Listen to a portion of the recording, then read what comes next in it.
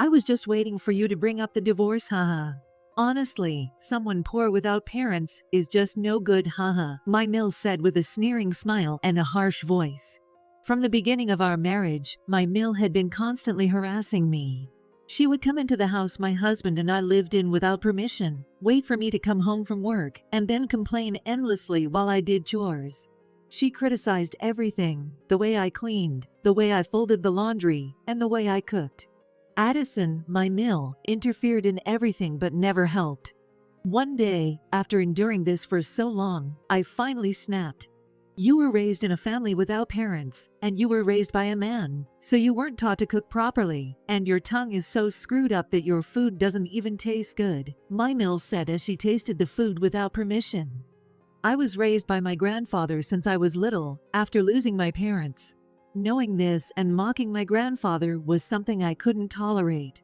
In my anger, I demanded a divorce, and both my Mill and husband agreed immediately. I took advantage of my Mill, who spat out something nuanced like, "It's true, there is too much difference between our family backgrounds. Next time I will find someone who is as good as us. Haha, but they don't know." Now is the only time they can laugh. Soon, they would both crumble to their knees when they learned the truth. My name is Madeline Taylor, a 33-year-old part-time housewife. 2 years ago, I married Ryan, a senior colleague at work. He had been guiding me since I joined the company, always saying, "If you have any questions, feel free to ask." His kind smile captured my heart. Having little experience in dating, I couldn't make the first move. Just asking work-related questions was all I could manage. Thinking about asking personal questions or inviting him to dinner after work made me blush. To my surprise, it was Ryan who asked me out, not the other way around. "I've been drawn to your dedication at work. Would you go out with me?" I eagerly accepted. After dating for several years, we got married and started living together. The joy of being with someone I loved and knowing that I could finally put my grandfather at ease filled my heart. My grandfather, John, had taken me in and raised me after my parents passed away when I was young. "Why don't I have parents?" During my rebellious phase, I had screamed, even though I knew it wasn't his fault. As an adult, we've built a good relationship, but I can never forget the sad look on his face back then. I felt sorry for causing him trouble and wanted to repay him. So I decided to show my gratitude as much as I could, giving him gifts with my first paycheck, taking him on trips for his birthday, and treating him to nice restaurants. Marrying Ryan and starting a family finally gave him the peace of mind he deserved. "Madeline, be happy," he said with tears at our wedding, making me cry too.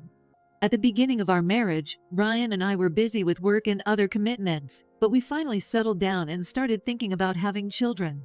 I wanted kids, and my Mill Addison's constant pressure also made me think seriously about it. "Madeline, it's been 2 years since you got married, right? Still no kids? Don't you want to give me a grandchild soon?" I lost count of how many times she had said that with an exasperated tone. Yes, someday," I would reply with a vague smile and try to change the subjects. But facing this question every time we met was quite stressful. Even if I sent a pleading look to Ryan nearby, he either didn't notice or deliberately ignored it, saying nothing. Trying to escape the pressure to have a grandchild, I reduced my visits to my in-laws' house, but it was futile. My Mill, Addison, began coming to our house uninvited. "What? Mill, why are you here?" When I first witnessed the scene, I was so amazed that I screamed in a bare voice. But Addison calmly said, "Ryan gave me a spare key. We're family, so there's no problem with me coming in, right?" At first, it was only on weekends, but now she comes on weekdays too, waiting for us to return from work. 3 to 4 days a week, I would hear "welcome back" from my Mill in the living room. I got used to it, or rather, I became so resigned to it that I didn't even have the energy to tell her off anymore.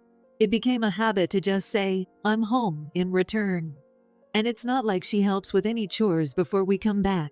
Instead, she would say things like, "Hurry up and make dinner. I've been waiting so long, and I'm starving," while I was trying to put my things down and get started in the kitchen. Outwardly, I would obediently reply, "Sure," but inwardly, I would sigh deeply. I once tried to argue back, but when I did so, a long lecture would begin.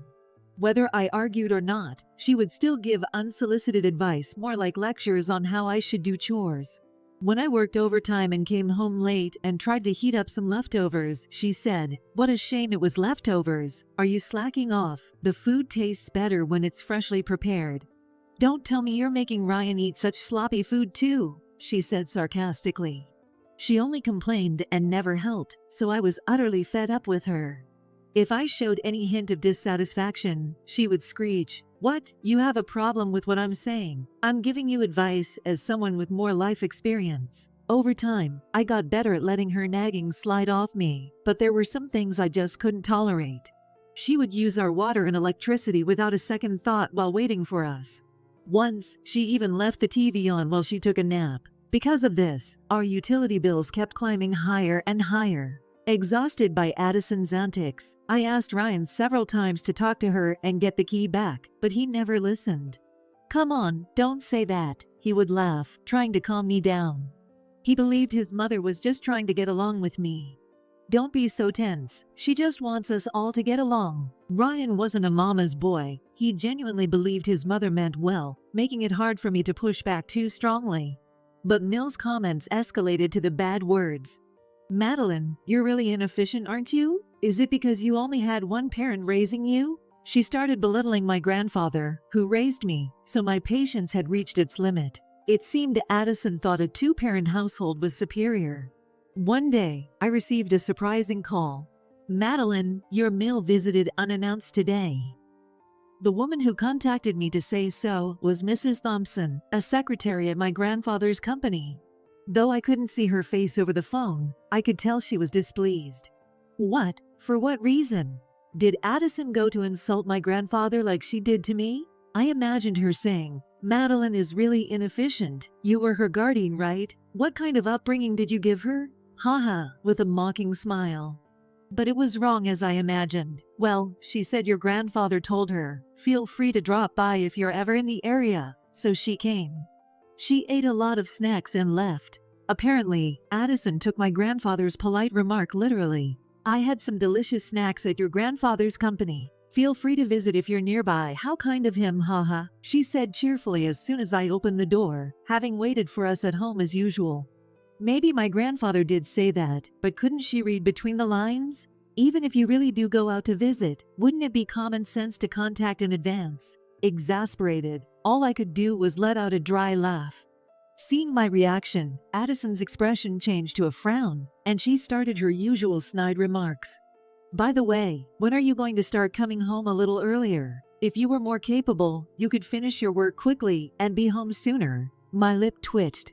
I'm used to hearing insults from my Mill, but that doesn't mean they don't hurt. I try not to take them too seriously, but I'm not yet at the point where I can just smile and brush them off. "If you don't come home early, Ryan will always have to eat the leftovers that don't taste good." "You don't have a heart to support your husband at all, do you?" "I'm sorry. I've been busy with work." If only I could tell her to cook herself, but I couldn't. As I tried to mask my true feelings, her eyes flashed sharply. "Don't make excuses. This is what happens when you're poor and always busy. It's because you were raised by a single parent and didn't have money, haha." I couldn't hide my confusion at her words. I opened my mouth to say something back, but all that came out was, and well. "You must have been like your grandfather who raised you. He was kind, but the company was old and small, and didn't do much anyway. His clothes were shabby. I wonder if he had any money to buy clothes." Insulting not just me, but my grandfather was too much. I couldn't stand it anymore. "Stop bad-mouthing my grandfather. What do you know about him?" I snapped. That clearly struck a nerve, as her face turned visibly angry. "Oh, how dare you talk back to your Mill? Apologize right now and say, 'I'm sorry for my rude attitude.'" I kept my composure and glared back at her. There was no way I would apologize for her mocking my dear grandfather. The one lacking manners here was her, not me. "What are you looking at? It really ticks me off," she yelled. Despite being shorter than me, her intimidation made her seem much larger. "You were so frustrated because I told you the truth that you started talking back to me. You must be ashamed of the fact that your grandfather is still working hard at that age." "Haha, that's not true.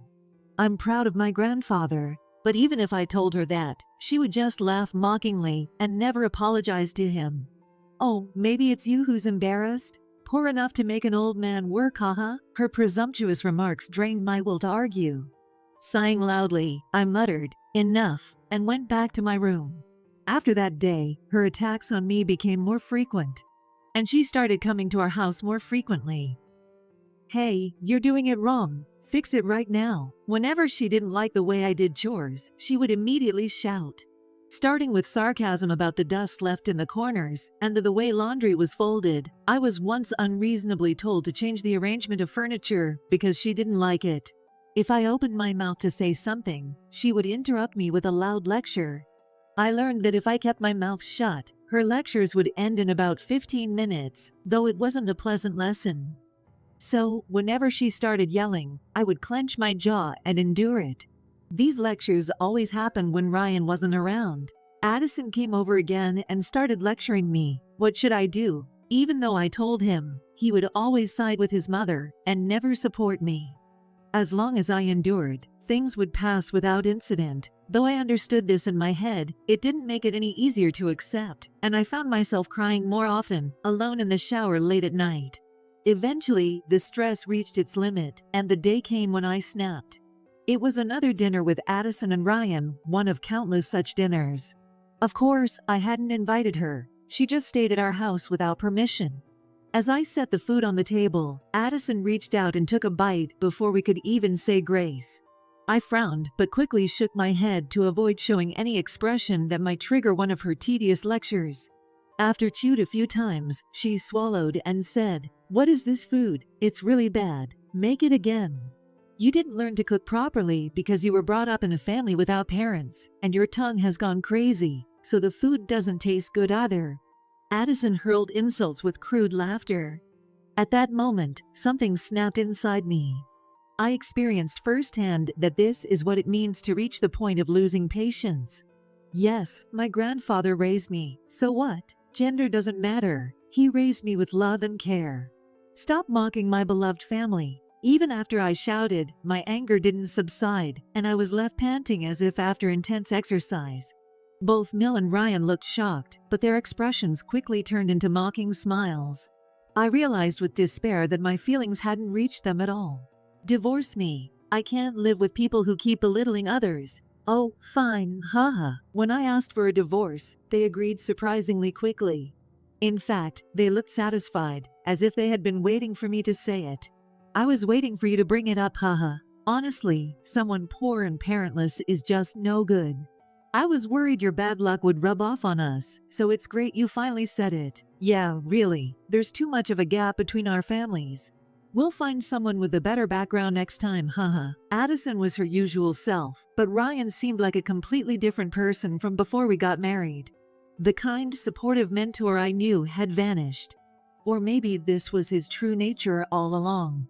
Well, if that's what you've decided, then just get out of here, you poverty god, lol. I packed my things while enduring a barrage of insults and called my grandfather to come pick me up. Biting my lower lip, I resolved not to say anything back. These two heartless people wouldn't understand anything I said anyway. When I got a call that my grandfather had arrived, I put on my shoes and opened the front door without saying thank you or goodbye. There was my grandfather, looking worried. Addison noticed him and smirked. Oh my, how sweet of your grandfather to come get you. Isn't he working tomorrow morning? Poor people never get a break, do they? John's secretary, Mrs. Thompson, who had come with him, visibly bristled at Addison's words. At some point, Mrs. Thompson had prepared the divorce papers and handed them to Ryan. You even prepared this for us. How considerate, haha. Yeah, it saves us the trouble. Laughing with Mill, Ryan quickly signed the divorce paper. Grandfather, Mrs. Thompson, and I maintained expressionless faces. We maintained a blank expression, devoid of any emotion. I'll take care of filing the divorce papers. Yeah, thanks. Now hurry up and leave, haha. I'm so glad we won't have your poor blood mixed in with ours. Addison couldn't stop herself from spewing insults until the end. Even when I glared at her, she was unaffected. Well, I'll go ahead with the CO and get the car, Mrs. Thompson said, and she and my grandfather left. Then, for some reason, Ryan and Addison followed us to the entrance of the building. I just thought we should say a proper goodbye since you've been so kind to us, haha, she claimed, but it was clear she just wanted to mock us. I tried to stay silent, thinking it would be pointless to say anything, but I couldn't stand them mocking my grandfather. I turned back to vent my anger at them, but Mrs. Thompson stopped me. For some reason, she was smiling broadly. "I'm going to get the car. Hold on until then," she advised, and headed to the parking lot. Ryan and Addison, thinking she had run away to avoid further humiliation, continued to laugh heartily. Then a luxury car pulled up, and my grandfather stepped out. When they saw it, they rolled their eyes and approached it as if they were being sucked in. "Wow, isn't this car really expensive?" "No way, that poor man could have bought it. He must have borrowed it to make himself look good." They seemed to need to mock us at every turn. I got into the car and shared a knowing smile with my grandfather. Mrs. Thompson, watching this, folded her arms and muttered meaningfully, "This is just the beginning." The next day, while visiting my grandfather's company on an errand, I noticed a commotion in the lobby. I was a little far away from the lobby, but the sound echoed so well that it reached my ears. "Get the CEO out here now. We know he's in there." I put my hand to my forehead in exasperation. Peeking from behind a pillar, I saw Addison and Ryan causing a scene. Security guards were holding them back as they flailed their arms and legs, shouting to be let go. Employees were watching from a safe distance, not wanting to get involved. What were they doing here? Were they so bothered by the luxury car from the day before that they came to verify if my grandfather really owned it? Feeling exasperated, I approached them and asked, "What are you doing?" My voice was emotionless, drained of any feeling. They turned to me and yelled, "Get the CO. We know your grandfather is here." I couldn't help but laugh at their misunderstanding, which only seemed to irritate them more, making their eyebrows twitch. "My grandfather isn't here. His actual office is in the building next door." "Next door? What? What do you mean?" "In fact, only a limited number of people use the place we are in now. My grandfather's office was in a rare high-rise building in this area next door. Both this building and the one next door are owned by my company," a deep, growling voice said as my grandfather appeared in the lobby. My usually gentle grandfather now had a fierce expression, with his eyebrows and eyes drawn up like a demon. Addison and Ryan, who had been so smug and mocking, were now gaping like fish out of water at my grandfather's stern expression. They had been so smug while mocking others before. My grandfather marched over to them and looked down at them, his tall frame and commanding presence intimidating them into silence. Addison and Ryan, overwhelmed, could only gasp for air. A hoarse, inaudible sound escaped their lips, faintly vibrating my eardrums. I never thought I would be looked down upon as poor just because of the appearance of the company I work for. What kind of a thought process is that? And no, we weren't looking down on anyone. Addison tried desperately to backtrack, but her excuse was so ridiculous that I almost burst out laughing. If that wasn't a condescending attitude, I wondered what would be. The scene where Addison and Ryan hurled insults at me and my grandfather was etched in our minds. Ever since you showed up at my company without an appointment, I felt something was off. I don't need lectures on manners from someone who lacks them. As Addison was being confronted by my grandfather, Ryan started to slowly back away. But the security guards were on alert, blocking his escape and glaring at him. After a sigh, my grandfather continued. He explained that he had been living a bit further away, but had set up a new company nearby when he realized my stress from dealing with Addison had reached its limit. "That's impossible." Addison finally found her voice, shouting. Despite the warmth, her lips had turned pale and were trembling, as if she had stepped into a cold pool. "Until a few months ago, it was an old, rundown company. There's no way you could have set up a new office in such a short time. Stop trying to show off just because you were mocked." My grandfather responded calmly. "The rundown company you're talking about was the first office Madeline's real grandfather established when he started from scratch. I kept it out of sentiment." The word rundown was emphasized heavily. My grandfather didn't think so, but the emphasis on rundown carried his irritation and sadness at being mocked by Addison. "Real grandfather? What do you mean? This doesn't make any sense." Addison collapsed weakly to the floor, clutching her head in confusion and glancing back and forth between my grandfather and me. Ignoring her, I suggested to my grandfather. They still don't seem to believe it. Why don't you show them around the building next door? Indeed, he replied with a smile, gesturing towards the entrance. Would you like a tour? The angry expression he had on his face earlier flew away and was replaced by the calm smile he always seemed to show me. With the intimidation gone, Addison and Ryan visibly relaxed, their fearful faces turning into smirks. But there was still cold sweat on their foreheads, showing they were still nervous. Sure, why not? Haha, Addison said, still trying to look down on us. The exterior might be nice, but I'm sure the inside is just as rundown, haha, Ryan whispered to Addison, still not realizing my grandfather's disdain for his comments. His voice wasn't low enough, and we all heard him clearly. Despite their arrogance, Addison and Ryan were speechless when they stepped inside the new company. The busy employees and sleek interior. Their jaws dropped so wide it seemed like they might fall off, stunned by how different reality was from their expectations. What is this? I can't believe he runs such a big company. Are you mocking us? They stood there, scratching their heads and yelling in frustration. Who was it that started mocking us in the first place? When I said that, they both stopped moving and collapsed, and they were dragged out by the security guards. We never heard from them again after that. Rumor had it that Ryan became a pariah at his workplace after people learned he had insulted my well-known grandfather. He was feeling so uncomfortable that he was considering quitting his job. He had talked about divorcing me and marrying a woman from a similar background, but it seems he doesn't have the luxury to think about that now. My grandfather continued to expand his company and eventually handed over the CEO position to me, retiring to a quiet life. Determined to live up to his legacy, I vowed to work even harder.